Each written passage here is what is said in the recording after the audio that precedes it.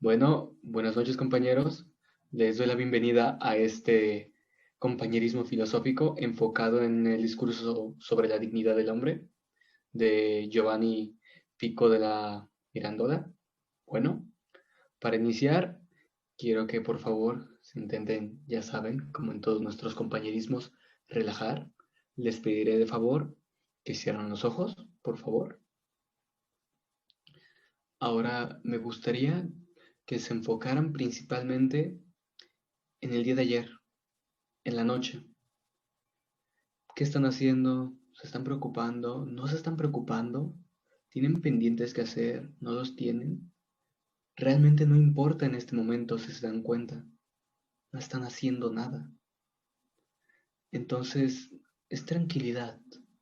Por más que ustedes intenten forzar a que tienen que hacer algo, no lo van a hacer. Y no tienen por qué hacerlo.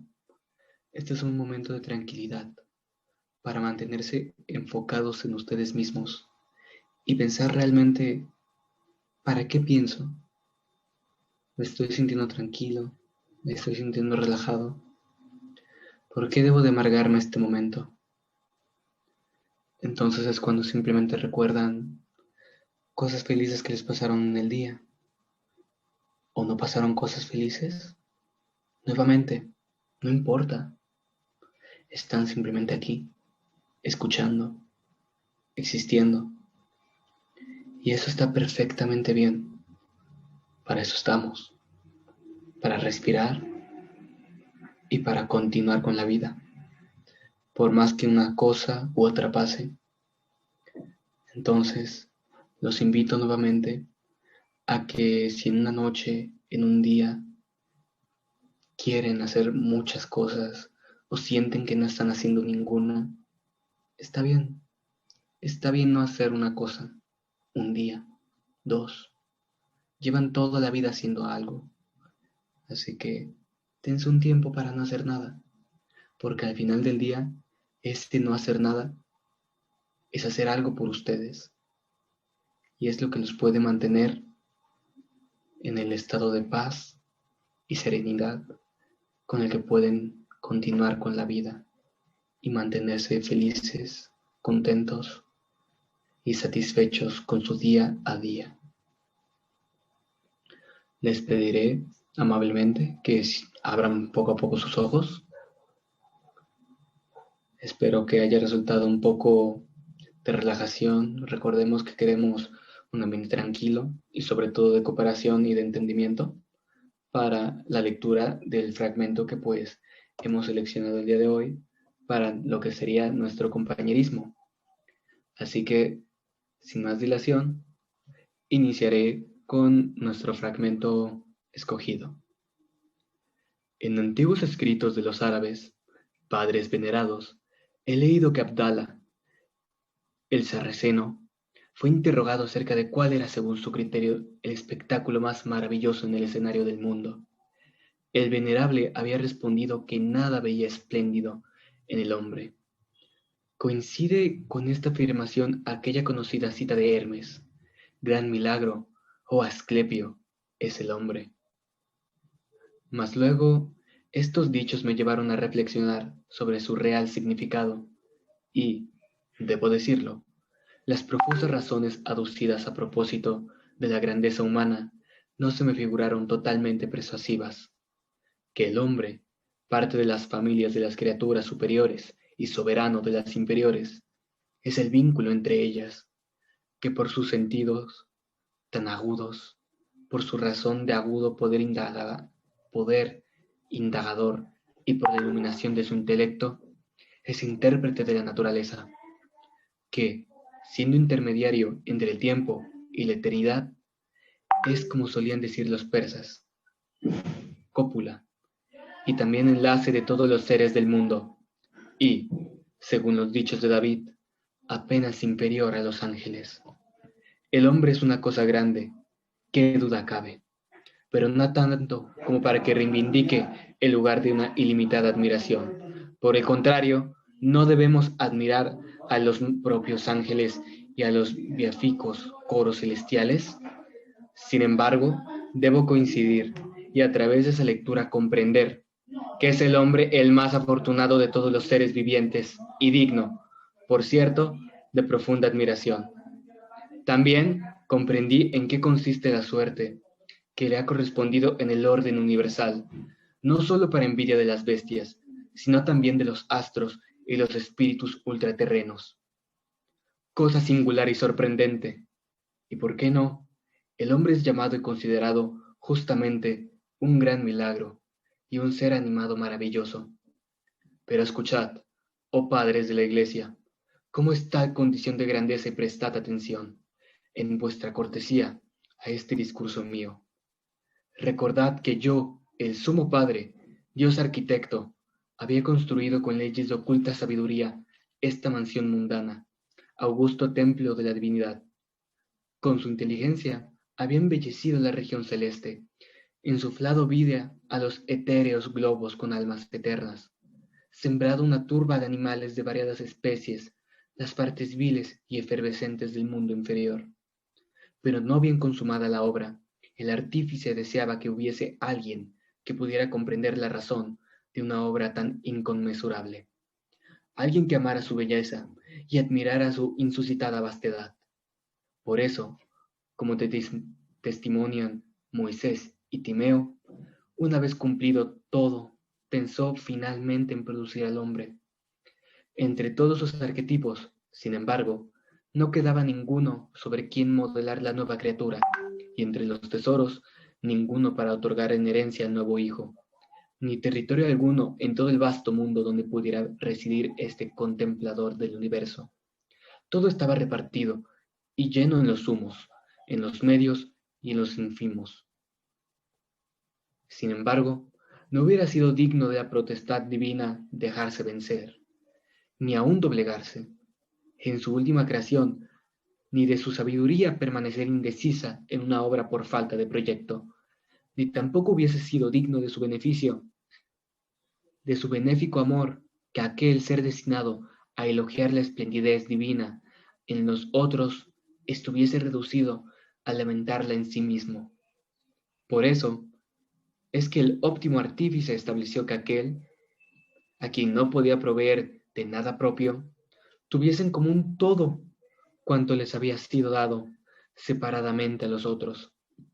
Tomó entonces al hombre así concebido, obra de la naturaleza indefinida, y poniéndolo en el centro del mundo, le habló de esta manera: No te he dado, oh Adán, un lugar definido, un lugar aspecto ni, desde ya, una prerrogativa peculiar. Esto persigue el objetivo de que tengas un lugar, un aspecto y las deferencias que conscientemente elijas, y que, de acuerdo con tu intención, ganes y conserves. La naturaleza definida de los otros seres está constreñida por las precisas normas que he prescrito. Sin embargo, tú, no limitado por carencia alguna, la determinarás según el arbitrio a cuyo poder te he consignado. En el centro del mundo te he colocado para que observes, con comodidad, cuánto en él existe. Así, no te he creado ni celeste ni terrenal, ni mortal ni inmortal, con el propósito de que tú mismo, como juez y supremo artífice de ti mismo, te dieses la forma y te plasmases en la obra que eligieras. Tanto podrás degenerar en esas bestias inferiores como regenerarte, según tu ánimo, en las realidades superiores que, por cierto, son divinas. Oh, magnífica libertad de nuestro Dios Padre. Oh, admirable destino del hombre a quien le ha sido concedido el obtener lo que él desee, ser lo que él quiera. En el momento mismo de nacer, las bestias traen consigo del vientre materno todo lo que tendrán y necesitarán después. Los espíritus superiores desde el principio, o poco después, fueron lo que serán eternamente. El Padre Celestial, desde su nacimiento, le confirió al hombre los gérmenes de toda la especie y de toda la vida, y según como cada cual los cultive, madurarán en él y le darán sus frutos.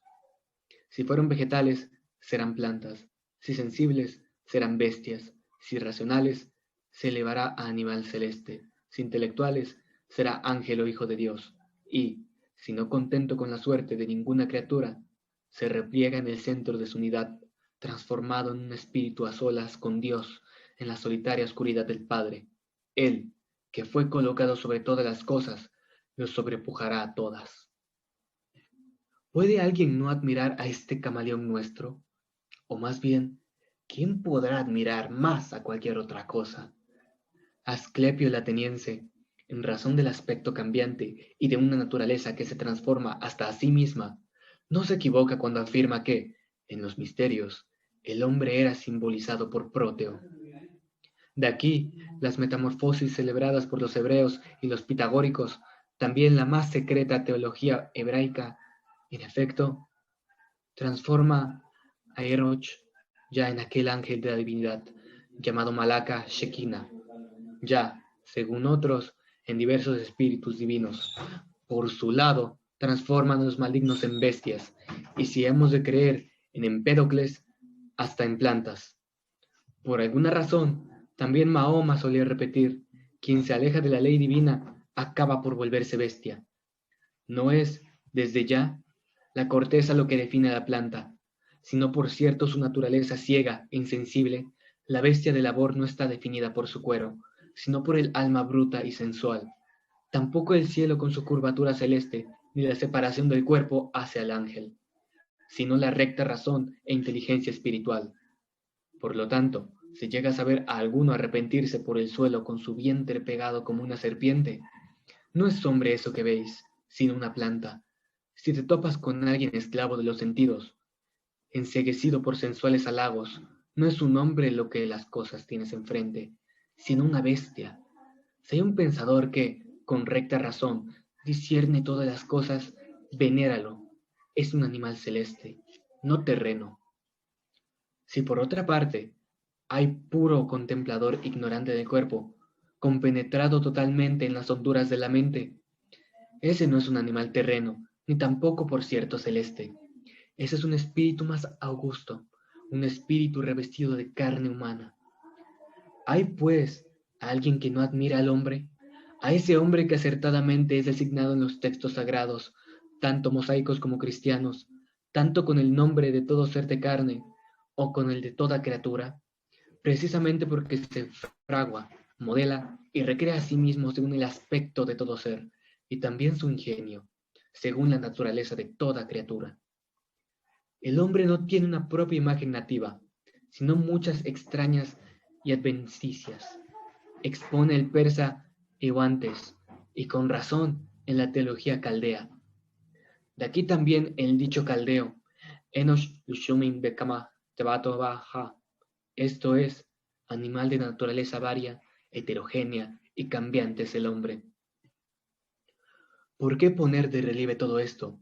Para comprender que desde el instante de nuestro nacimiento, en la condición de ser lo que queramos, nuestro deber es guardar todo de esto, que no se afirme que nosotros, siendo en grado tan alto, no nos damos cuenta de habernos vuelto semejantes a los salvajes y a las bestias de labor de trabajo. Mucho mejor sería que se repitiera acerca de nosotros aquellos dichos del profeta Asaf: sois dioses, hijos todos del Altísimo. De manera que, aprovechándonos en exceso de la liberalidad del Padre, siempre indulgente, no volvamos nociva en vez de salubre esa elección que en Él nos ha concedido. Es necesario que nuestro ánimo se inunde de una sacra ambición de no saciarnos con las cosas mediocres, sino el anhelar las más altas, de esforzarnos por alcanzarlas con todas nuestras energías, dado que, con quererlo, podremos.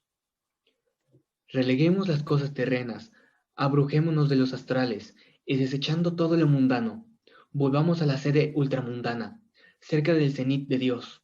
En su trono, como enseñas los sacros misterios, los serafines y los querubines ocupan los primeros puestos. También de esta redistribución, la dignidad y la gloria, incapaces de ahora de desistir e intolerantes de los segundos puestos. Con quererlo, no seremos inferiores a ellos. Pero, ¿de qué modo? ¿Cómo procederemos? Miremos cómo obran y cómo viven su vida. Si nosotros también la vivimos y podemos hacerlo, habremos igualado ya su suerte. El serafín se inmola con el fuego del amor, resplandece con su inteligencia de querubín. El trono se apoya a la solidez de la comprensión. Por lo tanto, aunque estemos dedicados a la vida activa, si asumimos proteger las cosas inferiores con justo discernimiento, nos apoyaremos en la solidez estable de los tronos. Si, alejados de la acción, nos entregamos al ocio de la contemplación, meditando en la obra del Hacedor y en el Hacedor de la obra, brillaremos abrazados en la querubínica luz. Si solo ardemos por el amor del Hacedor, de ese fuego que todo lo consume, de inmediato nos insuflaremos el aspecto seráfico. Sobre el trono, es decir, sobre el justo juez, está Dios, juez de los siglos, por arriba del querubín, esto es, por encima de quien contempla. Vuela Dios que, como incubándolo, lo abriga. El espíritu de nuestro Señor se mueve sobre las aguas, aguas, digo, que están sobre los cielos y que, como está escrito en Job, alaban a Dios con himnos antelusanos. El serafín, esto es, quien ama, está en Dios y Dios está en él. Dios y él son uno solo. El poder de los tronos es inmenso y lo alcanzaremos con el amor. Pero, ¿es posible juzgar o amar lo que no se conoce? Moisés amó a Dios, que lo visitó y confesó a su pueblo, como juez, lo que había visto en el monte. He aquí por qué, en el medio, está siempre el querubín, quien con su luz nos entrega la llama seráfica y, a la vez, nos ilumina el juicio de los tronos. Esto es lo que se anuda en las primeras mentes. El orden paládico preside la filosofía contemplativa, y esto es lo que primeramente debemos imitar, buscar y aceptar, para que así podamos ser arrebatados a las cimas del amor, y bajar, prudentes y preparados, para afrontar los deberes de la acción. Pero si nuestra vida ha de ser modelada sobre la vida querubínica, el precio de esta operación es este: tener claramente ante los ojos en qué consiste tal vida, cuáles son sus acciones, cuáles son sus obras, siéndonos esto inalcanzable como carne y nos apetecen las cosas terrenas. Apoyémonos en los textos, en los antiguos padres, los cuales pueden ofrecernos un contundente y fecundo testimonio de tales cosas, para ello familiares y alergadas. Interroguemos al apóstol Pablo, recipiente de lección, que hicieron los ejércitos de querubines cuando él mismo fue arrebatado al tercer cielo. Como interpreta Dionisio, nos contestará que se purificaban y una vez iluminados se volvían perfectos. Nosotros también, remedando en la tierra la vida querubínica, contenido con la fuerza moral la impetuosidad de las pasiones, disipando la obnubilación mental con la dialéctica, purifiquemos las almas. Quitémosle las manchas de la ignorancia y de la corrupción, para que no se desaten los afectos ni deleite la razón. Así compuesta y purificada el alma, demos a conocer la luz de la filosofía natural y llevémosla finalmente a la perfección con el conocimiento de las cosas divinas. Más allá de nuestros padres, indaguemos también el patriarca Job, cuya imagen brilla tallada en el cielo de la gloria. El sabio patriarca nos enseñará que mientras dormía en el mundo terreno, velaba en el reino de los cielos, y mediante un símbolo, todo se presentaba así a los patriarcas. Nos enseña que hay escaleras que suben de la profundidad de la tierra al sublime cielo, distinguidas en una serie de muchos escalones. Allá, en el cenit, donde se aposenta el Señor, mientras suben y bajan los nuevos ángeles contempladores. Y si nuestro deber es hacer lo mismo imitando la vida de los ángeles, ¿quién os hará, pregunto, tocar las escaleras del Señor con los pies impuros o con las manos sin lavar? Según los misterios, al impuro le está vedado tocar lo que es puro. ¿Por qué son estos pies y estas manos? Sin duda el pie del alma es esa parte vil con que se apoya con la materia, como en el desnudo cielo. Y yo le entiendo como el instinto que alimenta y ceba, alimento de los deseos y maestro de sensual predisposición. ¿Y por qué llamaremos manos del alma a lo irascible, que, esclavo de los apetitos, por ellos combate como un soldado, y, rapaz, bajo el polvo y el sol, escamotea lo que el alma habrá de gozar adormillándose en la sombra. Para no ser expulsados de la escalera por soeces o profanos, lavemos con la moral los pies y las manos, es decir, toda la parte sensible que tiene en su espacio las lisonjas corporales que, como bien se acusa, atrapan el alma por el cuello. Lavémoslas con, como en agua corriente. Es cierto que tampoco será suficiente para volverse compañeros de los ángeles que rondan por la escalera de Jacob, si tampoco no hemos sido bien educados y habilitados para movernos con orden, de escalón en escalón, sin salir nunca de la rampa de la escala, sin estorbar su tránsito. Cuando hayamos logrado esto con el arte retórico y racional, y ya imbuidos por el espíritu del querubín, filosofando según los escalones y de la escalera, esto es, de la naturaleza, escudriñando todo desde el centro y enderezando todo al centro, tanto descenderemos, desmembrando con fuerza titánica lo uno en lo múltiple, como Osiris, tanto nos elevaremos reuniendo con fuerza apolínea lo múltiple en lo uno, como los miembros de Osiris, hasta que, posando por fin en el seno del Padre, que como se sabe, sentado mira desde la cúspide, nos consumaremos en la felicidad teológica. Así, la dialéctica neutralizará los desórdenes de la razón mortificada tortuosamente por las pugnas entre las palabras y los silogismos insidiosos. La filosofía natural calmará por opiniones confrontadas y las divergencias que separan y lastiman de las más extrañas maneras a las almas inquietas. Pero esa tranquilidad estará apoyada en el recuerdo de aquello que sostuvo Heráclito acerca de la naturaleza que es engendrada por la guerra. Por ello, Homero la llama contienda. Por lo tanto, la Santísima Teología no puede brindarlos una verdadera quietud y otorgarnos el don de una permanente paz, ni don ni privilegio. Sí, en cambio, nos mostrará la vía hacia la paz y nos servirá de guía, y ésta, viéndonos llegar, de lejos nos gritará: venid a mí, vosotros que estáis cansados, venid y os restauraré. Venid a mí y os otorgaré la paz que no pueden daros el mundo ni la naturaleza. Bueno, una vez hemos finalizado con la lectura del texto un poco extenso, debo de decir, pues iniciaremos con lo que sería nuestra reflexión como tal y será guiada por una serie de preguntas. Iniciaremos con ¿cómo se sienten tras la lectura? Iniciaremos por orden de lista. Jairo.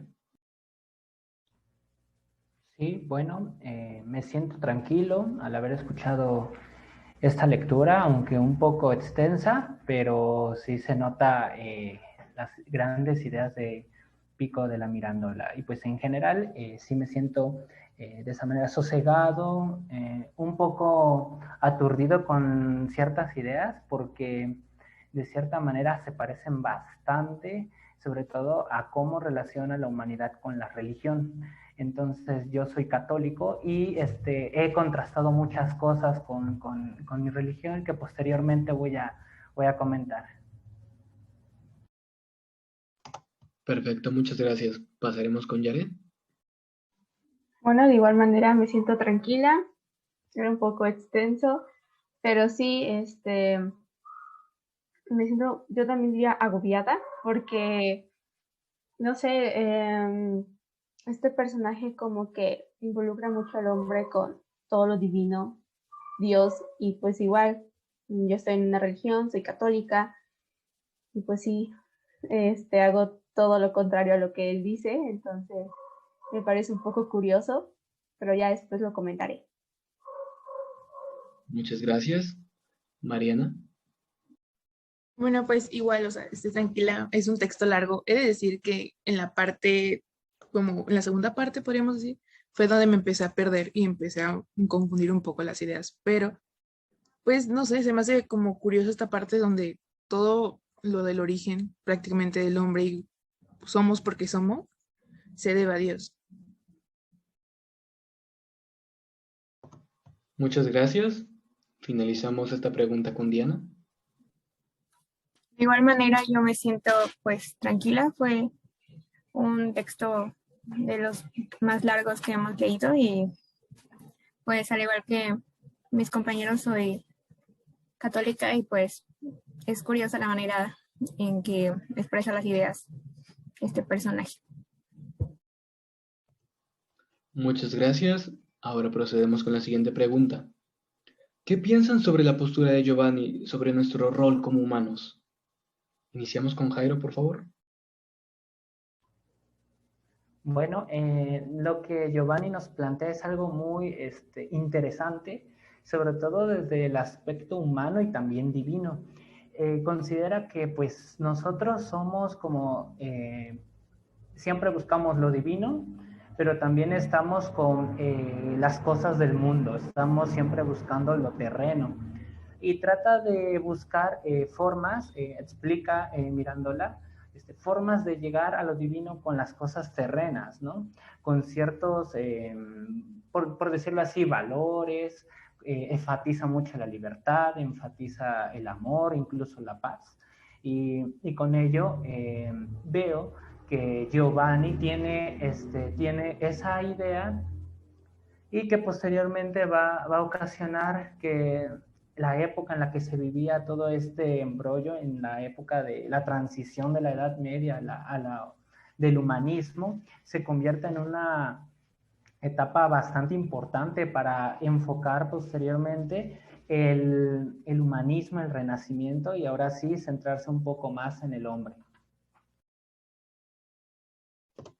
Muy buena contribución. Procedemos con la respuesta de Yaret. Bueno, yo pienso que Giovanni cree que, bueno, dice que la dignidad del ser humano depende tanto de Dios, de que seamos hijos de Dios, como de nuestra capacidad intelectual, porque ya está manejando cosas terrenales y también maneja mucho el conocimiento y mucho la libertad. Entonces, ¿qué pasa? Sigue como esa corriente de que el ser humano es el centro del universo, es el centro del todo y pues obviamente como que quiere, no sé, postergarnos a esto de lo divino. Ahora, pues si bien yo pienso que gracias a esta capacidad intelectual que tenemos, por decirlo así, el hombre es un ser libre, capaz de decidir, perdón, entre el bien y el mal, lo que lo hace un ser superior. Entonces, gracias a esta naturaleza intelectual y deductiva me refiero porque pues hay que elegir entre dos caminos y pues el hombre conoce y siento que de esta manera, pues no sé, quiere darnos a entender que nos podemos acercar a Dios, pero de una manera sana. Muchas gracias, muy interesante. Bueno, procedemos con Mariana. Bueno, yo creo que se me hace muy interesante cómo es que lo divino y lo terrenal puede estar tan unido. Y es decir, nosotros hasta cierto punto aspiramos a lo divino, pero en el mismo sentido estamos en un mundo terrenal en el cual tratamos de encontrar nuestro propio camino. Entonces nosotros hacemos nuestras propias decisiones porque somos los que ponemos nuestros propios límites.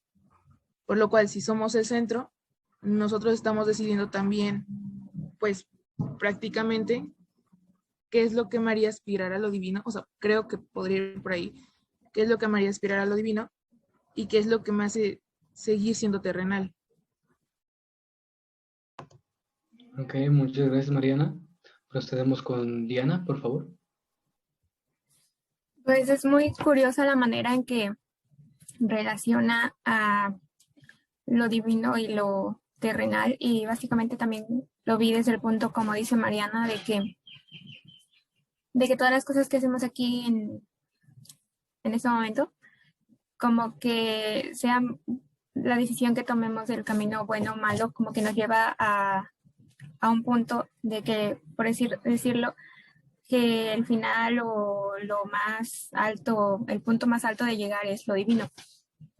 Y y pues hace también énfasis en que aquí en lo terrenal, lo intelectual y la capacidad que tenemos nosotros de elegir, también nos podría llevar hacia por un camino en el que podamos, pues, vivir bien de cierta manera en lo terrenal. Ok, muchas gracias por responder a la pregunta. Continuamos con la siguiente.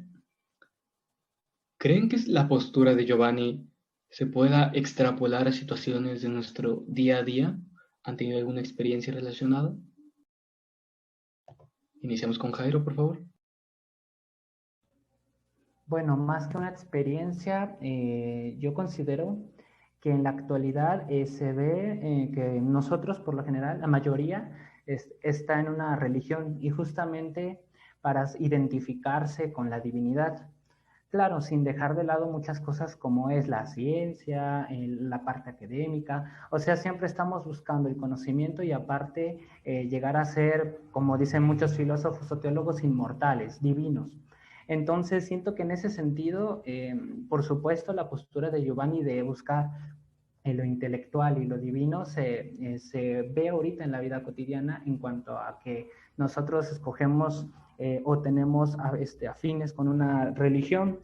También es evidente que en la historia la cuestión de la dignidad fue muy importante porque de cierta manera en la religión cristiana se enfoca mucho en los aspectos de la libertad, el amor al prójimo, y todo esto ha ocasionado que, por ejemplo, se hable de una humanidad digna, de que todos seamos, como dicen en la religión católica, y creo que la mayoría, que seamos hermanos. Entonces, hay ciertas esperanzas en cuanto a igualdad y dignidad en aquella época, lo que ha ocasionado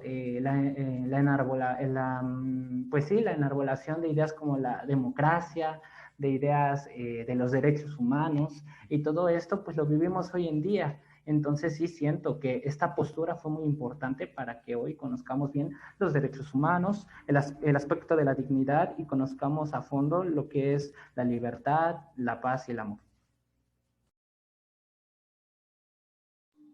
Ok, muchísimas gracias, Jairo. Continuamos con Jared.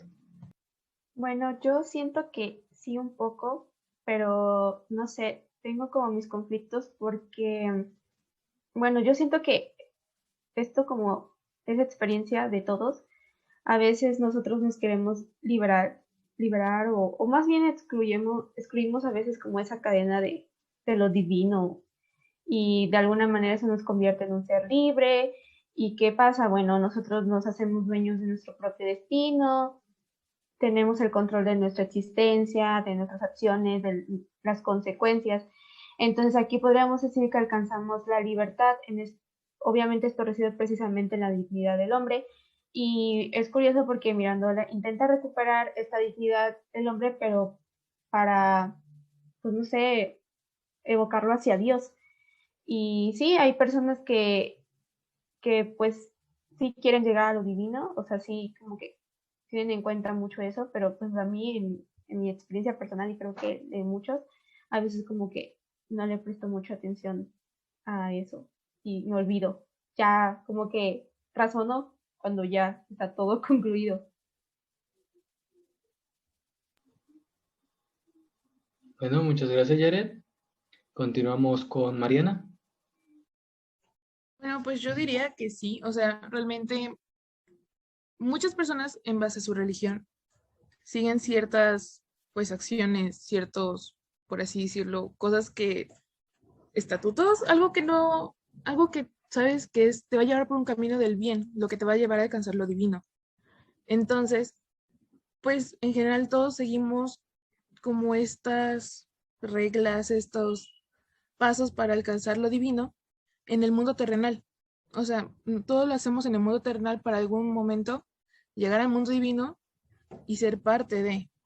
Entonces, hay personas que tal vez no tengan religión o no sean parte de una, pero de la misma forma, ya también en el mundo terrenal está establecido qué es lo bueno y que está guiado de las acciones buenas para llegar al mundo divino.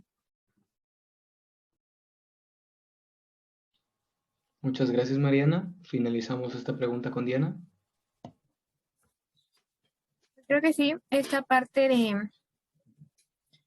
de que volvemos un poco a lo mismo de lo subjetivo, porque siento que lo divino también sería subjetivo para las diferentes religiones que existen en el mundo terrenal, y pues cada una de ellas tiene sus ideas, sus estatus, sus reglas sobre todo en la vida real. Entonces pues cada persona que elige esa religión pues la sigue porque sabe que eso es lo bueno o eso es lo que lo llevará con Dios en el final de su vida y llegará a lo divino y a ser una muy buena persona. Entonces pues también esta parte de que cumplimos o seguimos es todo esto para que podamos ser buenos aquí en la vida terrenal, para que después cuando lleguemos a lo divino, bueno, podamos llegar a lo divino.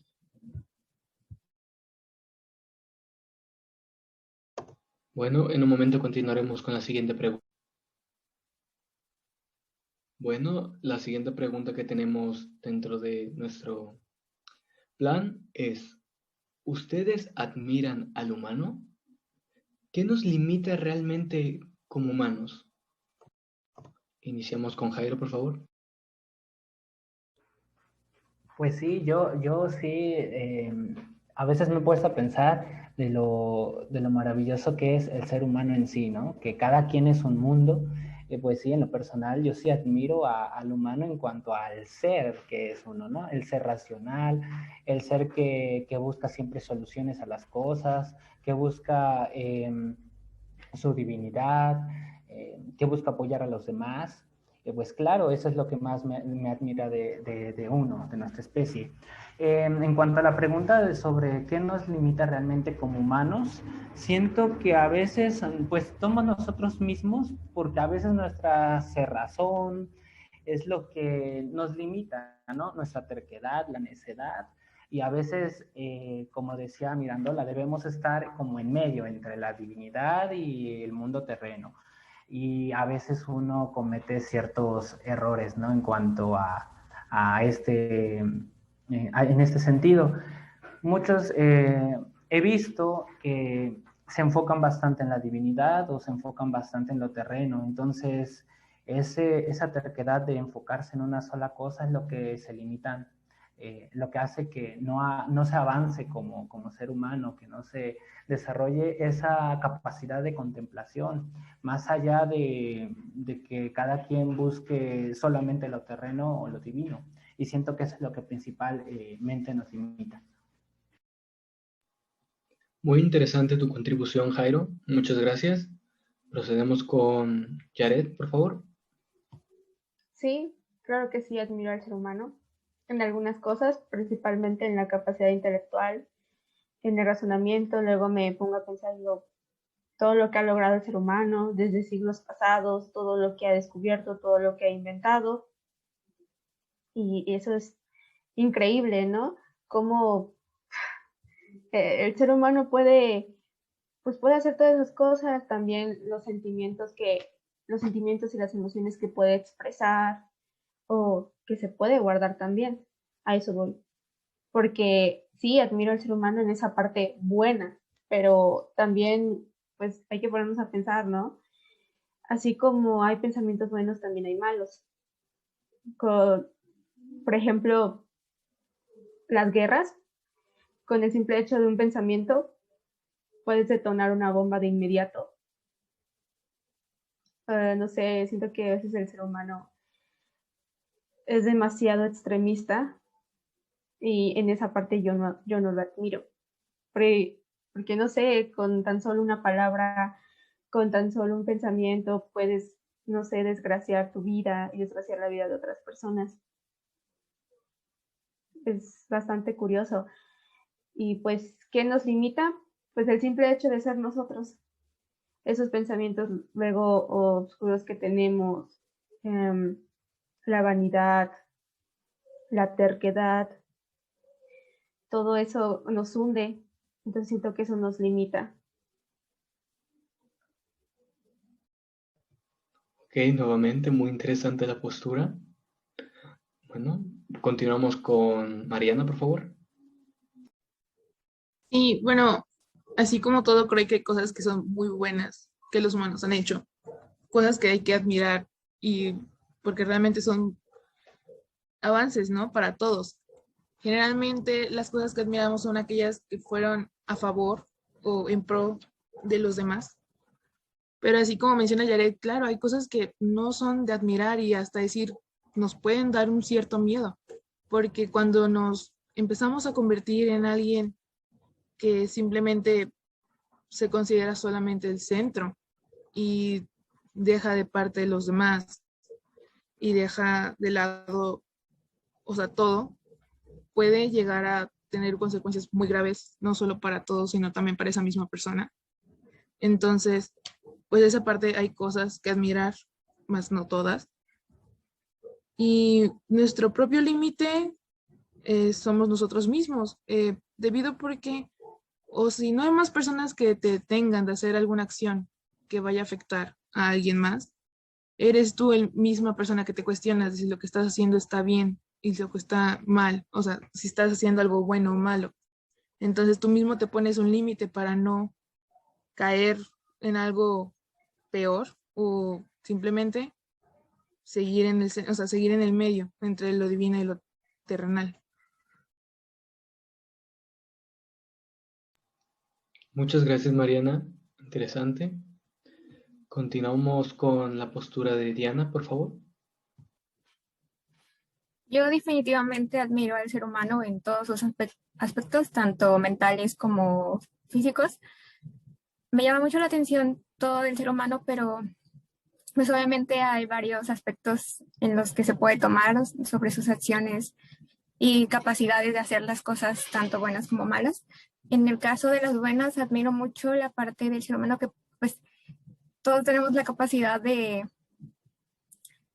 o sea, realmente el ser humano puede cambiar el mundo, o sea, destruirlo y cambiarlo para bien. O sea, el ser humano realmente increíble, es increíble la capacidad que tiene de hacer tantas cosas, infinidad de cosas en este mundo terrenal, que pues para mí sí son muy admirables.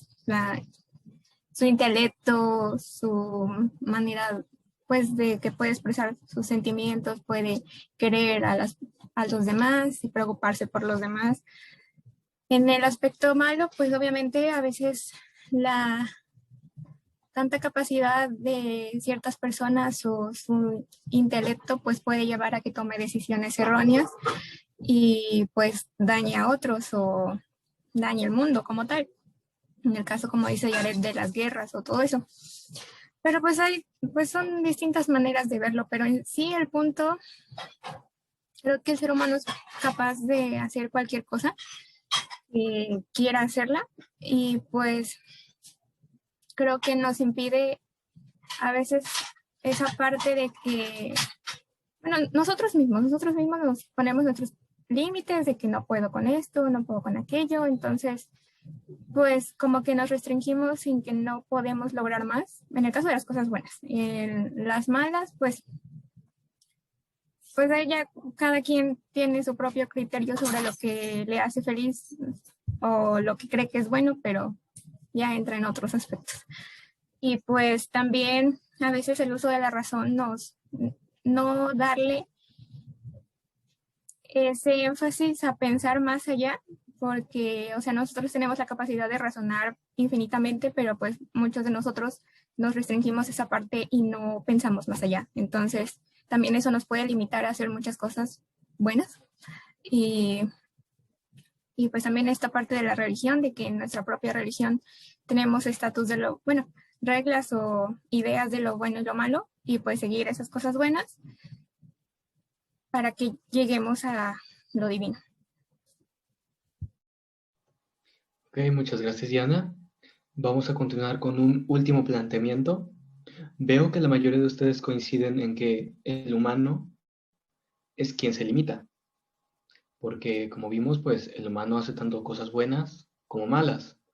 Ahora refiriéndonos a un pequeño fragmento del fragmento que leímos, el hombre es llamado y considerado justamente un gran milagro y un ser animado maravilloso. Aquí el planteamiento es, ¿por qué somos un milagro y por qué un milagro hace tanto daño? ¿O por qué un milagro hace tanto bien? Iniciamos con Jairo. Bueno, es un milagro porque, como decía Mirándola, somos superiores en cuanto a raciocinio. Tenemos más capacidades que las plantas, que los animales.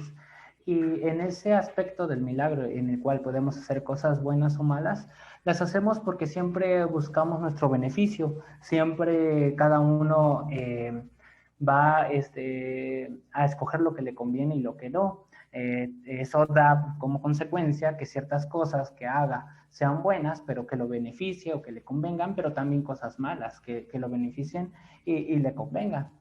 Eso principalmente. Muchas gracias, Jairo. Continuamos con Yaret. Bueno, somos un milagro porque, como dice Mirandola, pues somos seres supremos ante otros seres. Tenemos mayores capacidades, muchas capacidades, y si todavía no existen, en un futuro vamos a tener más. Porque somos un milagro que puede hacer daño o no. Bueno, pues por lo mismo que dice Jairo, o sea, depende mucho de nosotros, ¿no? A veces buscamos nuestro propio beneficio y no sé, aunque somos seres racionales, no razonamos cuando estamos, o sea, pensamos si hacemos daño, no razonamos cuando ya tomamos las decisiones, cuando ya las hicimos y cuando ya hay consecuencias. Ahí es cuando razonamos y decimos, oh, bueno, aquí ya está mal algo, ¿no? Ahí es cuando nosotros sí podemos hacer daño.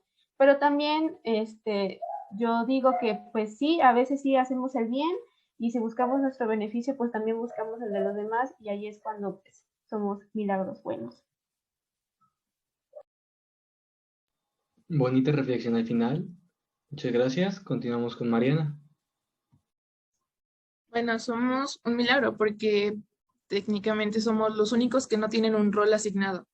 Por lo mismo que nosotros podemos hacer el rol que queramos. Podemos tomar y quitar, hacer y deshacer. Y eso es el problema realmente, porque por lo mismo que tenemos este privilegio de hacer lo que queramos, tomar lo que queramos, vamos a hacer lo que queramos. Y no siempre en bien para los demás o para aquellos que no tienen la misma capacidad de nosotros de hacer o deshacer. Entonces, cuando esto se vuelve en una acción, pues solamente para la persona, por así decirlo, solo busca su bien, pues lo va a hacer a su conveniencia, a su, a su gusto, y ahí es donde está el problema realmente, que estamos dañando sin darnos cuenta, porque para nosotros lo que estamos haciendo nos está ayudando, nos está haciendo bien. Pero también podemos hacer un milagro bueno, porque asimismo podemos hacer acciones para los demás. Podemos remediar lo que tal vez las personas que solamente hicieron el mal por su propio bien, hacer un bien para los demás, remediando el mal que hicieron los demás. O sea, a eso me refiero de que así como algunos pudieron destruir, nosotros podemos construir para ellos y hacer algo mejor para todos. Repito lo mismo. Muy interesante reflexión al final. Muchas gracias. Continuamos con Diana. Pues que somos un milagro porque, como dijo Mariana, somos el único ser que no tiene un rol establecido como los animales, las plantas, bueno, que ya tienen funciones específicas y nosotros pues tenemos la capacidad de razonar y discernir entre el bien y el mal. Y pues, o sea, mírense en este momento o analícense en este momento. Tenemos la capacidad de comunicarnos entre nosotros y entendernos, saber la manera de pensar del otro y lograr pues también cambiar nuestra propia perspectiva por el hecho de relacionarnos con los demás, cosa que pues otros seres no pueden hacer. Tenemos también la capacidad de querernos entre nosotros y pues podemos ser un milagro bueno o un milagro malo porque también, como decían mis compañeros, parte en la que solo vemos el beneficio propio y pues en ese aspecto pues podemos estar dañando a alguien más o nuestras acciones pueden ser no beneficiosas para los demás, entonces pues ahí se podría considerar como en ciertas ideas que tenemos que no son pues tan buenas, entonces ahí entra la parte en que nosotros como seres humanos también tenemos nuestras cosas malas y la parte buena pues obviamente somos el único ser que puede cambiar pues el mundo y este puede ser para bien, para que también se ayude a otros seres que no pueden hacer lo mismo. Entonces, somos el único ser con capacidad de razonar y de actuar de manera en que se pueda beneficiar a todos. Y pues por eso yo considero que en su mayoría, o la mayoría de personas, son un milagro bueno. Una perspectiva muy optimista, muchas gracias. Bueno, quiero agradecerles a todos por participar. Verdaderamente fue un deleite y un goce completo escuchar sus diferentes respuestas, sus diferentes perspectivas y cómo se complementaron entre sí mismos para definir al ser humano como un milagro, porque lo somos. El ser humano es un milagro, en eso coincido mucho con ustedes. Entonces, bueno, llegaremos al final de este compañerismo filosófico. Muchas gracias nuevamente por participar y esperemos con ansias el próximo.